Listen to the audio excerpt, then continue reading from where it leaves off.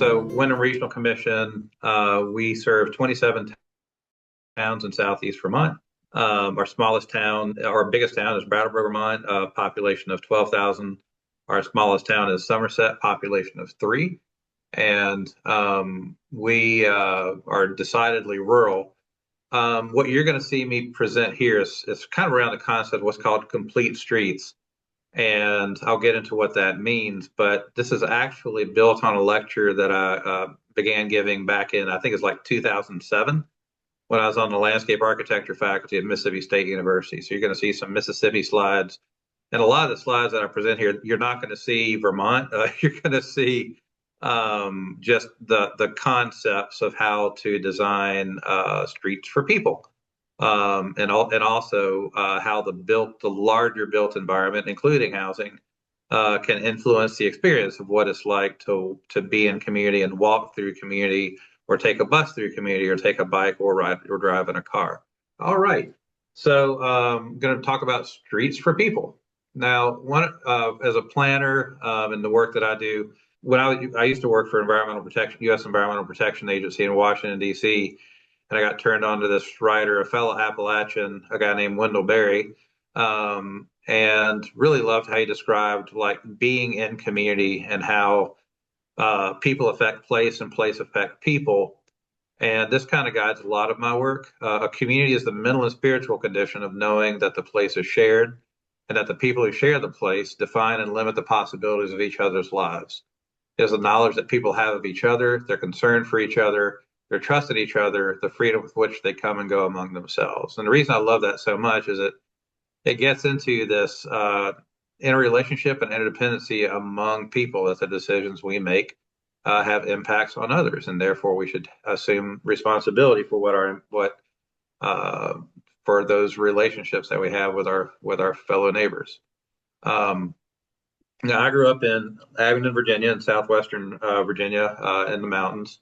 And I grew up in this house just kind of right down in that lower right-hand corner there. And growing up there, I just kind of took for granted that, I lived in a place where as a kid, I could walk downtown, I could walk in the alleys back behind the house, and just kind of really just get all over town by walking or on my bicycle. Here's most of Abingdon. It's not a very big place. It does have, some commercial strip areas over along the interstate and other ends of town, but it's a pretty amazing place to grow up as a kid, because I could just kind of explore safely, so much of the town just on foot or on bike. But I know not everybody has that experience. Now, I want you to, before I go further, I want you to just you can close your eyes or leave them open. But I want you to think for a minute about a place where you have walked or biked, not out in the country, but like in a place with houses and businesses and other things, and just kind of visualize for a second a place that you felt really comfortable and it felt really good. It was a really good experience. So just kind of ponder that for a second. Look around, what are you seeing? What's to the sides of you? What's above you? What sounds are you hearing? Are you seeing other people? If you see other people, how do you relate with them? Are they passing you maybe on a sidewalk? Are they sitting at tables along a sidewalk? Are they sitting on stoops? Does the place that you're in, does it accommodate people comfortably? Does it accommodate people of different ages and kids? So just kind of look around for a second where you're at. And now think of another context where you're walking or biking, but it feels really weird, maybe even feels dangerous. Maybe cars are too close or too fast, or truck traffic. Maybe there's not an actual sidewalk. Maybe it's more of a dirt path. Maybe there's not much that's close to you. Maybe you kind of feel like you're exposed and out in the open. Maybe it's not that hospitable to people. There's not other people there with you. Streets are a major framework around which our communities develop. This is Holly Springs, Mississippi. In Mississippi have these courthouse square communities where you'll see the courthouse and a village green right there in the center. And then typically you would have like commercial development along the edges, and then it would kind of fade out into residential neighborhoods. If you think about it, streets are kind of the skeletons of our community, and development patterns along those streets are the flesh. And you may hear that term that form follows function. And so we really need to think about, not designing streets just to serve as streets, but how we want those streets to function within our larger community and the experience of those streets. So are we planning our street networks to connect people, build community, and focus on our local economy? Or are we trying to move people and things through our communities as quickly as possible? Do we plan for growth to accommodate our place and neighbors, or do we plan for growth to accommodate the formulas of any place? And here's Lexington, Mississippi. I'm going to kind of zoom in on this. And what I want you to see is, you can, looking, literally from a bird's eye view, you can kind of see the village center there. And as you zoom down, you can kind of see the courthouse square there. But if you notice, it's kind of in the lower right-hand quadrant below the village, you'll see a different kind of pattern on the landscape, and that's a bypass. And so if you think about what happens with any community, oftentimes we may want to bypass to divert traffic, but cars and people and other means of mobility can be compatible. And if you think about removing traffic from a place completely, it's almost like taking, the people and whatever their means of travel are out of, it's kind of, if you think about like blood flowing through a vessel, right? If you take the blood cells out of the vessel, you starve it of oxygen. That can be what happens in communities where you actually divert traffic away from them. So the goal is, how do you keep people moving through a place in a way that's ultimately beneficial to it? Here's Lexington, Mississippi on the left again. You'll see the town square and you see that bypass. And another thing that we tend to do is we may have the town square, but then we divert commercial development and other high use uses like that to things like highway interchanges or interstate interchanges, to where we actually take kind of a higher traffic use, a higher volume use, and move it out of the places where they used to be. And then you again kind of take a lot of energy and activity out, and oftentimes it's in service to the scale of commercial development and other things that probably are not local. And so you may wind up finding that you're kind of exporting dollars out of the community instead of keeping them in the community with local business. And that's not to say, Target, Walmart, other, big companies are bad, but it's just something we need to be conscious of, and how we cite those places and where they're at. In Rutland, Vermont, there's actually, it's one of the few places where the Walmart is actually downtown and part of the downtown fabric. And so it brings people into the downtown as opposed to taking people out. Oftentimes, humans, just like a lot of other animals, we tend to follow paths and edges. And if you break up those paths and edges, it creates a totally different feel. So like here, here's the interior to that courthouse square, right? And you're kind of walking under these galleries, you're walking past storefronts, you've got the street over there to your left, but then you may have cars parked along that street, which also creates a sense of kind of enclosure. But then if you remove that and you kind of become more auto-oriented, you lose those edges, then it creates a very different experience for the person walking. And it also makes it a bit more dangerous, because obviously cars can pull right through those areas and right into the paths of people walking by. So I'm going to move into the whole complete concept. And basically the idea is, what if we planned for walkability, mobility, and interaction in a way that walking and biking are not only, like, we don't just put a sidewalk or a bike path there to kind of meet like minimum criteria, but you actually design community and design spaces to where walking and biking are actually preferred means of transportation. And what is a complete street? It's a safe, comfortable, and convenient way to travel by car, by automobile, foot, bicycle, and transit. That's what makes it complete. It offers a full range of travel choices like biking and walking. It oftentimes connects to a network that offers other choices. So it gives you a number of different ways to kind of get around a neighborhood or a place by having a lot of different ways to connect, like not just cross streets, but even paths and other things. It's fully accessible to everybody, kids, seniors, people with disabilities. Um, and it supports and contributes to life in pleasant, convenient neighborhoods. And oftentimes it serves transit or is at least transit ready for when transit is made available. And so why do we need complete streets? Americans generally want to walk and bike more. About a third of Americans don't drive. Between 10 and 20% of Americans over age 65 don't drive. And of course, some will continue to drive because they have no other mobility option. And of course, kids, anybody under age 15 or 16. Excuse me. And then, of course, there are people who can't afford to own or operate a car. And then, of course, there are just those people who choose not to drive. And what is an incomplete street? Well, there are places with no room for bikes or pedestrians. It puts people in unsafe situations to get around. There may not be sidewalks. If you notice, these are kids walking probably home from school, walking through a commercial strip development. No sidewalk, but you can see it's heavily walked because you've got basically a de facto walking path there along the pavement edge.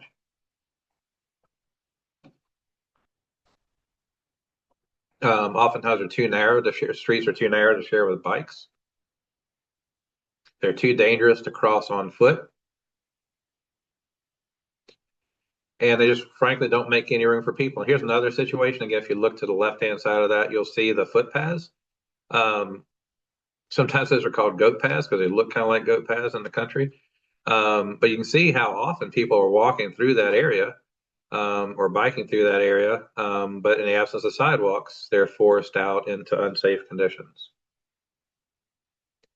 Hence, we design roads without walkable shoulders, no bike lanes or limited bikeability. But a complete street is going to be, typically it's a residential street with sidewalks. And oftentimes, and this gets into a lot of other detail, but like oftentimes you'll have the sidewalk, right? And then you'll have like the planting strip, or also the strip like where you'll have trees or sometimes you'll have light poles. Then you'll have whatever uses are opposite the street edge. A street cyclist can ride comfortably, and bike lanes aren't always needed. It really depends on the nature of the street and how heavily trafficked it is. You can design commercial arterials with bike lanes and sidewalks. It's best. You can have what are called wide multi-use paths where it is, people walk on them and bike on them, but if you think about it, it's generally safer not to have bicycles and pedestrians in that same path because the bicycles can really move quite fast. You design streets that are made easy to cross. In this case, that's called a traffic island, and basically what that does is that offers refuge in the center of the street, so you don't have to try to get across the entire street at one time. Where a lot of accidents can happen is where people are trying to rush to get across. And we just have to remember not everybody has the same ability to get across a street at the same speed. So it's good to have that pedestrian refuge in the center of a street. There's another pedestrian refuge. Here's another one this is more on a busier street.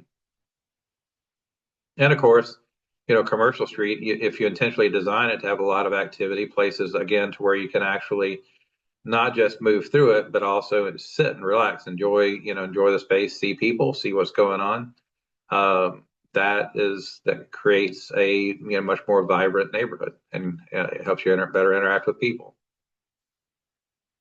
Now here we're going to go through some transitions, like how do you go from this to a more complete street? So most transportation experts would agree that this road is poorly designed. You see, there's 4 lanes of traffic with what's kind of colloquially called a suicide lane there in the center turning lane. If you notice, it's got some partial sidewalks on one side and the other, but generally speaking, especially on that left side, you just have kind of worn pathways. You have no real it's definitely auto oriented. The buildings don't really relate all that well to the sidewalk. This is really a street that's designed for cars with people as an afterthought. But you can change that. if like for instance, if you begin to, creating a center island with controlled turn lanes, it makes the movements of vehicles much more predictable.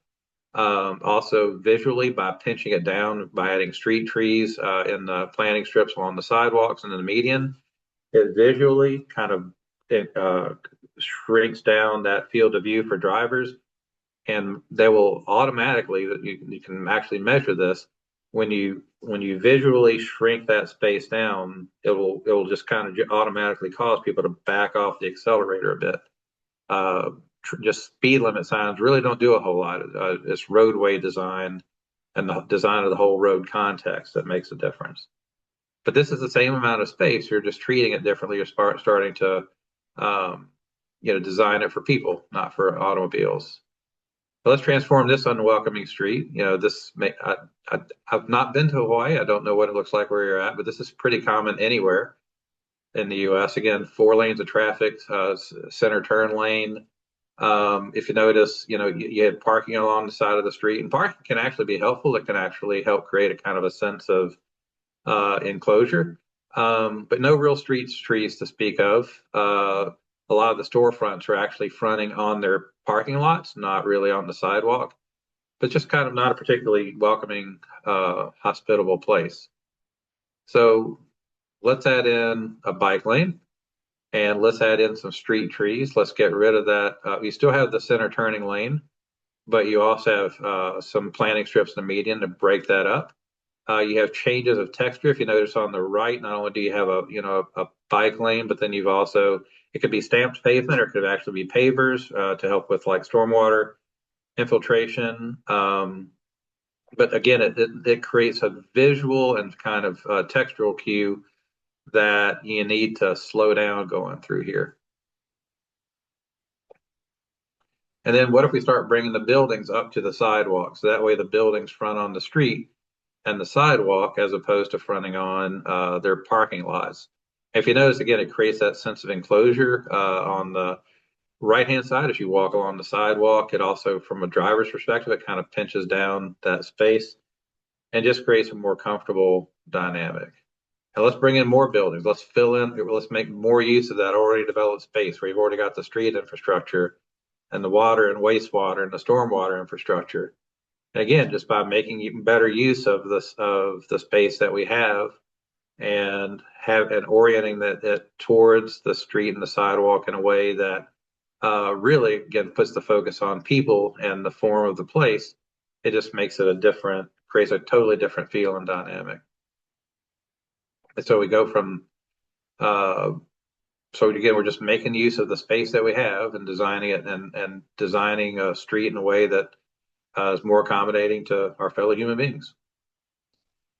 We need to plan with context in mind. This is what's called a transect, and basically what happens is from the right-hand side, that's like the big central business district with larger buildings, and as you go out, you start going into different scales, smaller buildings, kind of like into residential neighborhoods, and that will influence ultimately, your street design because of the nature of the built environment there, the actual physical form that's created by the buildings and relationship to trees and traffic and other things. I'll skip through this, but there's a whole methodology called context sensitive solutions, and basically what it says is you design your streets, you design how you move through a place with the larger context in mind. And so the idea is you bring place and thoroughfare design together. You balance safety, mobility, and community objectives, as well as environmental considerations. You facilitate many modes of transportation. You bring the public involved into the conversation about what the place should look like and how it's experienced. You have interdisciplinary teams. Oftentimes, it's not just too often we just have engineers design our roads and sidewalks, how we get through a community. But ideally, you should bring in also, I would advocate landscape architects, design teams, and you can bring in artists for street art to really incorporate really interesting aesthetic aspects into a community. Some communities even incorporate as a requirement art as part of building requirements, development requirements. We're going to redesign this thoroughfare, kind of using the context-sensitive solution. So here's the context, right? It's a kind of probably urban fringe type, like you're out of the downtown now. You're kind of moving out. You have mixed commercial, a lot of big parking lots. Again, multi-lane streets, that center turning lane, some street trees. But again, this is one of those places like where, yeah, you can walk there, you can bike there. There are sidewalks, but it's not designed really for that multimodal experience where it's comfortable to walk or bike. So let's add some crosswalks and actually a defined crossing area. Add some street trees, some street lights, and so we're creating enclosure from above and on the sides, and it pinches down that view for the driver and creates shelter for the people walking and biking. Then we can do infill in those spaces to make better use of it. So what was a parking lot now becomes a place for, yeah, that could be probably mixed use, residential and commercial. You know, you bring the buildings relate to the sidewalk. In this case, on that corner there, you've created a small park in front of the building. Right, it's the same space as what we had before, same amount of space, but you're designing it in a way that's really supposed that, you know, contributes to building community as opposed to just moving people and traffic through it. And this is the last kind of treatment that I'll share with you. This is, again, pretty typical intersection. Again, you've got sidewalks, you got street trees, but the crossing, right, whoever, that poor guy on the bicycle, or imagine the person standing there in the center, you know, they have to try to get across that all at one time, and there's no real refuge for them. Whereas this treatment, where you add the center median, you have a defined crosswalk, you create that pedestrian refuge space. You don't have to get across there all at one time. You create a much more welcoming environment to get across the street. The average time to cross the street is 27 seconds. Let's see, before the average time to cross the street was 30 seconds. The median was 2 narrow for trees. The pedestrian refuge was only 4 feet. Here we got a pedestrian refuge of 8 feet. You cut down the time to cross the street by 3 seconds, which may not sound like much, but next time you cross at a crosswalk, count, or if it doesn't have the counter for you, think about how long it takes you to get across and how close it is by the time you get from one side of that street to the other. And I wanted to close on this because I figured you guys might, in your context, have to deal with stormwater more often. You can use things like stormwater best practices in a way that actually, again, creates more walkable, bikeable, just more friendly neighborhoods to walk through and be in. And this is what's called a bulb out, which can also help, again, pinch down the street to slow people down. And you can use like a lot of these traffic calming methods as part of your stormwater management method. Here are, again, these planted bulb outs, again, to help with slow as part of a traffic calming measure, but also a stormwater mitigation measure. And they can look more natural or they can look more modern in design. A lot of different approaches that you can take. This was called, the technical term is a bioretention streetscape. Again, here's a very modern looking context. Again, you have plenty of room to get out of the car and walk along. But you also create this kind of, visually interesting, and these places can even serve as mini habitats too. So they're pretty interesting. Here's a similar design but dry. And then you go to a larger scale too. This is in Seattle. This is a large scale street retrofit where you see the sidewalk by actually making the road curvy, it slows people down. But they basically almost mimic like the flow of a stream, if you'll notice on the right-hand side.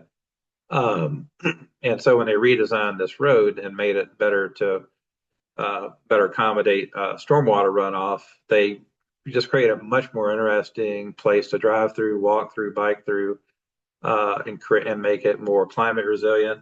The other thing I didn't even mention is by adding more vegetation, more street trees and other things, you also help reduce that heat island effect. And so that's really important. And here's a close-up of that.